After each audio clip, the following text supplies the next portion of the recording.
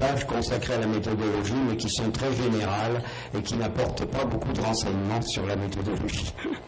Toda a obra do Snook, que são 250 páginas, há apenas 2 páginas que são dedicadas à explicitação da metodologia, que são inteiramente généralistes.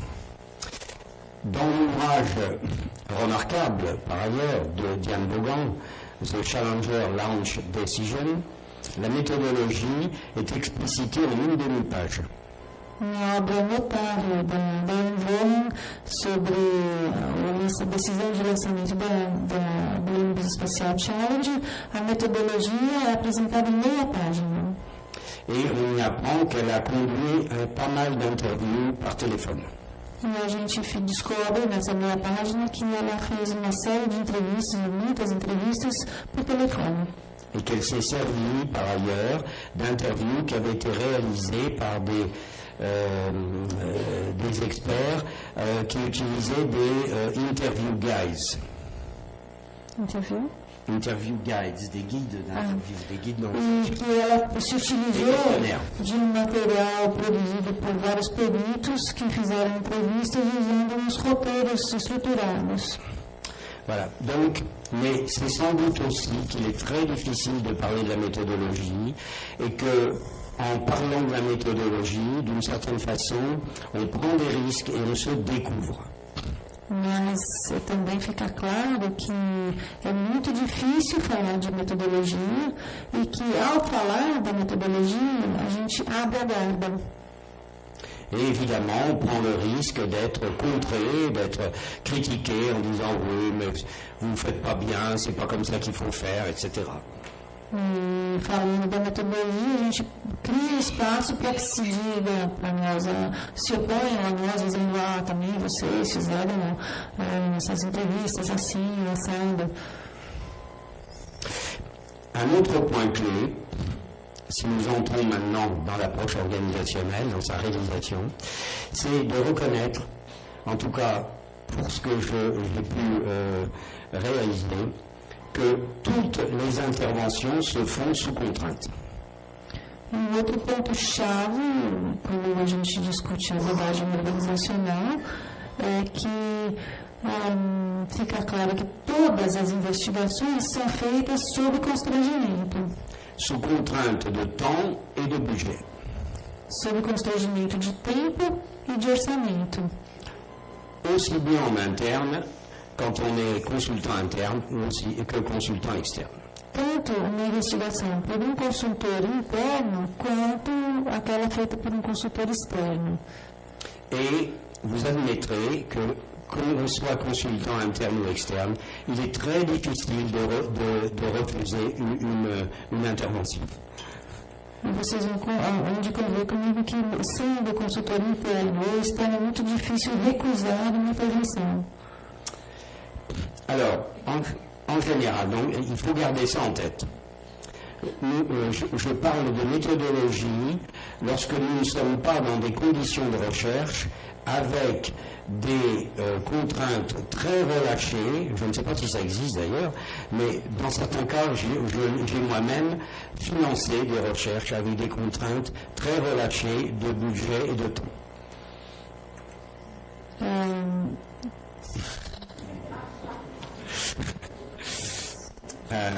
Moi non plus, je voulais dire que nous n'étions pas dans des conditions de recherche. Souvent, les conditions de budget et de temps sont beaucoup plus lâches, beaucoup moins restritives. Essas situações de investigação, elas são muito diferentes das situações de pesquisa, onde esses constrangimentos de financiamento, de tempo, de realização, elas são muito mais frouxas. Na investigação dos acidentes industriais, tudo é muito mais justo. Je citerai une petite anecdote qui est arrivée à un grand ami à moi qui fait partie de notre groupe de réflexion et qui travaille à l'intérieur d'un grand système à risque. Eu vou contar essa historinha que aconteceu com um amigo meu que faz parte desse grupo de debate e ele trabalha dentro de um grupo, de uma empresa, um grupo de empresas de alto risco. il y a eu un incident assez sérieux et qui a conduit à un retard sur le démarrage de l'usine très important. Houve incidente muito importante, de grandes proporções, e esse incidente provocou atraso no início das operações de uma unidade muito importante. Suffisamment sérieux pour que le directeur quand même dise « Ah, les gens qui font de l'approche organisationnelle pourraient peut-être nous éclairer beaucoup plus sur le problème ». Foi incidente tão importante que o próprio diretor dessa unidade fez o seguinte comentário: essas pessoas que fazem uma abordagem organizacional poderiam nos ajudar a esclarecer o que aconteceu aqui. Donc, cet ami part bravement, fait son enquête le plus vite possible, parce que bon, c'est urgent, etc.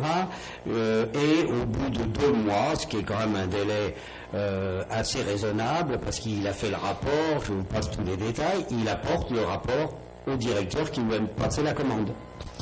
Então, esse meu amigo, ele se pôs a campo com toda a presteza, a dedicação, fez a investigação em prazo de mais ou menos 2 meses, que, afinal de contas, é um prazo bem razoável. Ele fez um relatório aprofundado e foi com esse relatório procurar o diretor que lhe tinha encomendado a pesquisa. Et le directeur lui dit: c'est beaucoup trop tard, il y a bien longtemps qu'on est passé à autre chose. E o diretor disse: mas está muito tarde, faz muito tempo que a gente já está discutindo outras coisas. Alors, donc, il faut se rappeler de ça. Nous avons développé l'approche organisationnelle avec cette obsession qu'il fallait obtenir des résultats assez rapidement, des résultats, si possible, un peu convaincants, naturellement, mais le plus rapidement possible. Portanto, nós desenvolvemos essa abordagem organizacional procurando com muita obsessão produzir resultados rápidos, enfim, resultados que fossem apresentáveis, razoáveis, no menor tempo possível. Alors, les demandes, en tout cas que nous connaissons nous, concerne soit un diagnostic global d'une situation de sécurité. De sécurité. As demandas de estudos, elas dizem respeito, seja a uma demanda global, um diagnóstico global das questões de segurança, ou bien un diagnostic partiel. Il est possible que l'inquiétude se porte sur un service, un département particulier. Ou também um diagnóstico parcial. É bem possível que haja uma demanda de um diagnóstico que diga respeito a um departamento, a um serviço, a uma parte específica da organização. Ou bien c'est l'étude d'un incident, comme je viens de le citer. Ou então estudo de incidente, como eu acabo de citar. Ou d'un accident du travail, etc.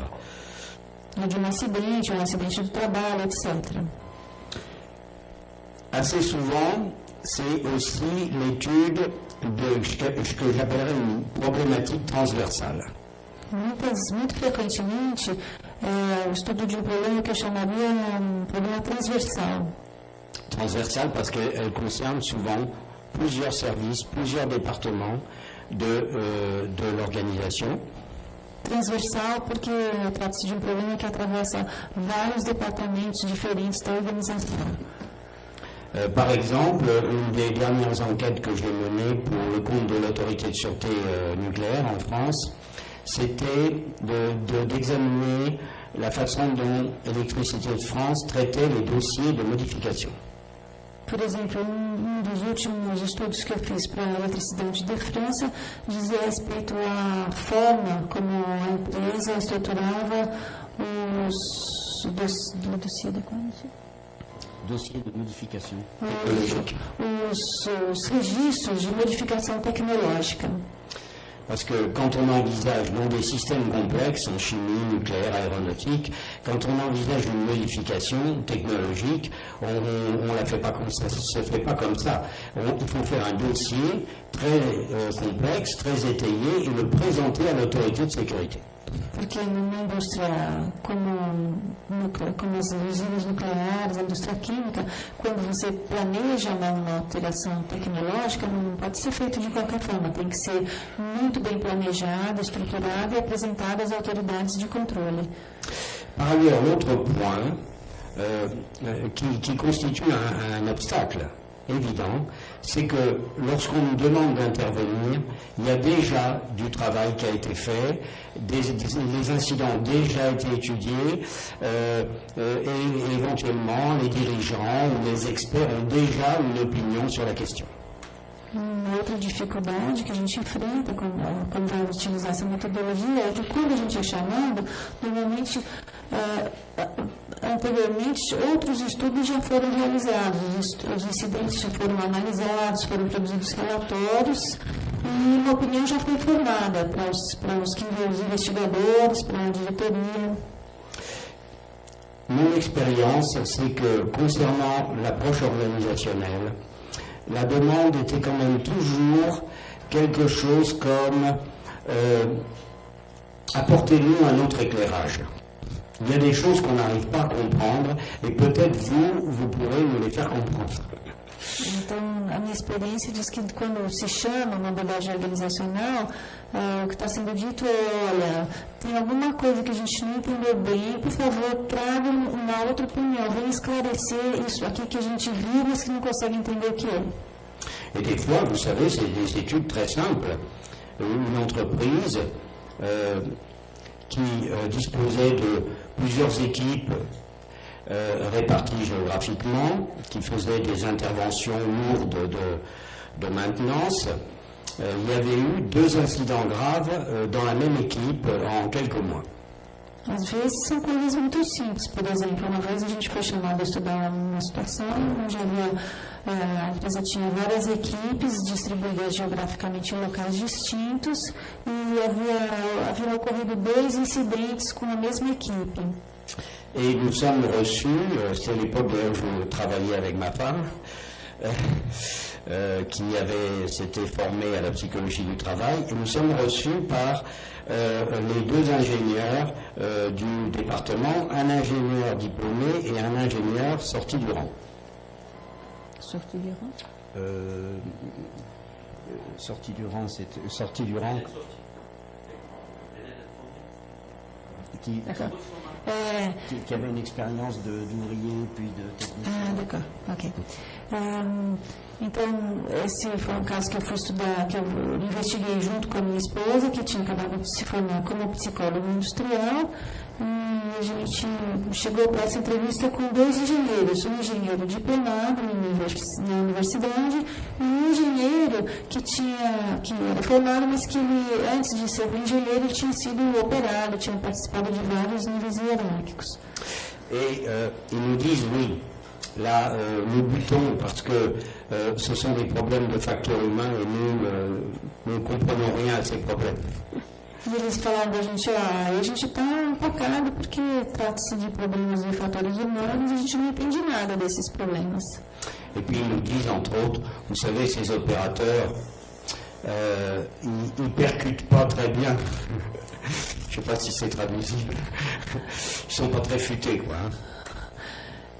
Eles me disseram, vocês sabem, esses operadores, eles não batem muito bem, eles são para... Et ils utilisent même une expression de couture. Ils disent, vous savez, ce sont de petites mains. Vocês sabem, usaram essa expressão de couture. De couture? De costureira. Eles têm umas mãozinhas. Et il me dit, vous savez, c'est pourtant simple. Dans nos opérations, hein, il faut être curé ou militaire. Vocês sabem, é simples. No nosso tipo de operações é preciso ser ou padre ou militar. Et nous voilà partis investiguer dans une équipe d'une dizaine de ces techniciens qui ne se comportaient pas comme des curés ou des militaires. E aí a gente saiu, começou a nossa investigação junto com essa equipe de uns 10 técnicos que não se comportavam nem como padre nem como militar. Très confiant. La fleur au fusil, comme on dit. Une opération de routine, tranquille. Muito confiantes, com a flor do fuzil, como eles dizem, uma operação muito simples, de rotina. On réunit l'équipe en entretien collectif. A gente reuniu a equipe toda numa entrevista coletiva. Et au bout d'une heure et demie à peu près, éclate une dispute extrêmement violente entre deux groupes de l'équipe. E no fim de uma hora e meia, estourou uma briga muito feia entre duas partes dos grupos da equipe. Pour la petite opération de routine, on allait repasser. Sobre a pequena operação de rotina que a gente ia rever. Et on découvre que quelque temps avant, il y a eu en particulier, ce qui est assez impensable dans les milieux ouvriers, ces milieux-là en tout cas qui sont quand même les milieux d'un certain niveau, il y avait eu une rixe entre deux ouvriers, un de chaque clan. A gente descobriu que algum tempo antes tinha ocorrido uma rixa, uma luta violenta entre, isso é uma coisa que não é muito comum, entre operários em particular operários desse nível, que eram operários assim, especializados, com um grande conhecimento técnico.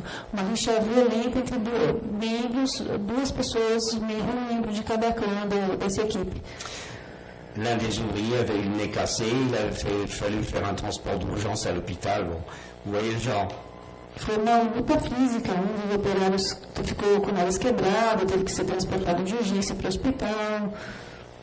Ce qui m'a permis d'élaborer cette règle méthodologique très simple, tirée de la sécurité du rail, un train peut en cacher un autre.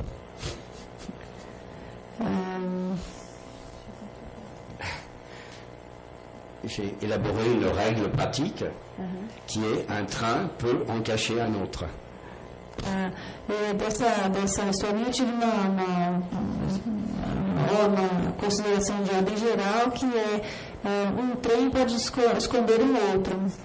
Vous savez, sur les passages à niveau, il y a des pancartes qui disent attention, un train peut en cacher un autre. Parce que derrière un train, vous dites ça y est, c'est fini, le train est passé, je passe et un deuxième train peut arriver. Donc un train peut en cacher un autre. Et là, derrière cette petite opération, il y en avait une beaucoup plus sévère qui nous attendait.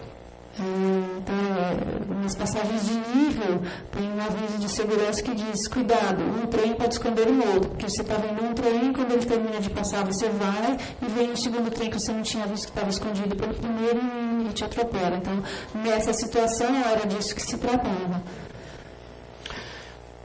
Deuxième et dernier exemple, nous sommes reçus dans un centre d'essai qui faisait des essais assez lourds, très haute pression, température, donc assez dangereux. Segundo e último exemplo, uma vez a gente foi conduzido a um centro de testes, era um centro de testes assim, muito importantes, grandes pressões, enfim, havia um perigo nesses testes. Et nous sommes reçus par le directeur technique du centre qui nous dit sur les dernières années, 4-5 dernières années, nous avons eu 3 accidents mortels et 2 accidents très graves. Nós fomos recebidos pelo chefe desse centro de testes e que nos recebeu e disse, olha, nos últimos 3 anos a gente teve 3 acidentes mortais e 2 acidentes muito graves. Bien entendu, dès le premier accident, nous avons développé des opérations, des dispositions de sécurité de plus en plus intensives. É claro que desde o primeiro acidente a gente desenvolveu regras de operação, de segurança muito específicas. Et pourtant, quelques jours avant, 15 jours avant, un grutier qui conduit une grue venait de se faire écraser dans sa grue. E apesar disso, poucos dias antes, uns 15 dias antes da nossa chegada, um operador de guindaste tinha sofrido um acidente. e tem sido esmagado por seu guindaste. Et il nous dit, très sincèrement, nous avons tout fait, mais on a dû oublier quelque chose. E ele disse para nós com toda a sinceridade, a gente fez tudo, mas a gente deve ter esquecido alguma coisa. Et là, c'est quelque chose, ça doit être le facteur humain. E essa coisa deve ser o fator humano. Bien. Alors, je vais aborder un petit peu les principes de la méthodologie, après toute cette mise en, je dirais, mise en bouche, mais aussi pour que vous soyez bien persuadés que je ne suis pas là pour vous apprendre une méthode toute préparée, vous savez, comme disent les ingénieurs, en béton armé. Então agora eu vou discutir um pouco sobre os princípios do método, depois dessa grande explanação. Mas essa explanação foi importante para ficar claro que eu não vou apresentar para vocês um método que é totalmente estruturado, como diriam os engenheiros, feito de concreto armado. Ou en acier inoxydable. Ou em aço inoxidável. Et en fait, je suis un peu influencé, c'est vrai, récemment, par la lecture, j'en reparlerai tout à l'heure, d'un ouvrage sur Sherlock Holmes. Na verdade, eu fui influenciado pela leitura de uma obra recentemente, que eu vou falar agora um pouquinho depois, que é sobre o método do Sherlock Holmes. Et personnellement, je me sens un peu proche, sans avoir son talent, je me sens un peu proche de Sherlock Holmes. Eu, pessoalmente, eu me sinto, mesmo sem ter o seu talento, eu me sinto próximo do Sherlock Holmes. Les ingénieurs, quand même ceux qui me sont, allons, favorables, souvent me disent « Mais où est ta méthode? Est-ce qu'elle peut être informatisée ?» Muitos engenheiros com os quais eu trabalhei, mas que favoráveis à minha abordagem, me perguntavam, mas me diga, e o seu método dá para informatizar? Est-ce que tu ne pourrais pas vendre la méthode sous forme d'un package? Você não poderia formatar esse método para ser vendido na forma de pacote? Et je leur dis, mais je n'ai pas de méthode. Voilà, c'est comme Sherlock Holmes, paraît-il. Il dit dans un de ses romans, il dit, mes connaissances, c'est comme un bric-à-brac de grenier. Eu digo, pois não, você não tem método, como disse o Sherlock Holmes, os meus conhecimentos são fruto de um bric-à-brac, uma coletânea, um quebra-cabeça de ideias diferentes. Bon, mais on peut... Pardon 15h, 17h, peut-être 5 minutes encore. D'accord. Alors on peut quand même avancer, rassurez-vous, quelques principes. Apesar disso, a gente sempre consegue adiantar alguns princípios do método. Que je suis sûr vous connaissez très bien tous. Que eu tenho certeza que vocês todos já conhecem. Premier point, on est constamment en train de balancer entre ce que j'appelle une approche objectiviste, une approche explicative, causaliste, mais au sens le plus physique du terme, physicien du terme. Em primeiro lugar, a gente está sempre tentando equilibrar uma abordagem objetiva, que busca dar explicações causais, mesmo físicas, sobre o que se passou. Et une approche subjectiviste, compréhensive, c'est-à-dire en écoutant la façon dont les gens parlent de l'organisation, de leur travail, de la sécurité. Em segundo lugar, uma abordagem, o equilíbrio entre essa abordagem objetiva e uma abordagem subjetiva, globalizante, que leva em consideração aquilo que as pessoas falam sobre o seu trabalho. Parce qu'on ne peut pas faire l'économie dans les systèmes industriels d'aller voir, par exemple, toutes les traces écrites qui existent et qui peuvent nous donner des renseignements sur le niveau de sécurité, pour faire un diagnostic, le niveau de sécurité de l'entreprise. Porque quando nós queremos fazer um diagnóstico de uma situação, a gente não pode ser econômico e deixar de olhar todos os registros escritos que nos informam sobre os procedimentos de segurança. Les comptes rendus d'incidents, les analyses de risque, Os relatos de incidente, as análises de risco, les notes de service, les documents de préparation du travail, as notas de trabalho, os documentos que orientam o trabalho. et bien entendu souvent on va se faire expliquer ces documents parce que dans les commentaires que les gens de l'entreprise vont apporter, évidemment il y aura encore des informations qui sont d'ailleurs tirent plus du côté de l'approche compréhensive dans ce cas. E muitas vezes também a gente vai, além de investigar esses documentos, a gente vai buscar informações complementares, porque quando as pessoas falam sobre aquilo que está registrado ali, a gente atinge um estado de compreensão mais aprofundado. Et comme je le disais tout à l'heure, il ne faut pas compter sur une sorte de progression extrêmement linéaire. Petit à petit, vous voyez, comme on construit une maison, une brique, une autre brique, etc. Et on commence à bien comprendre la question de la sécurité de l'entreprise.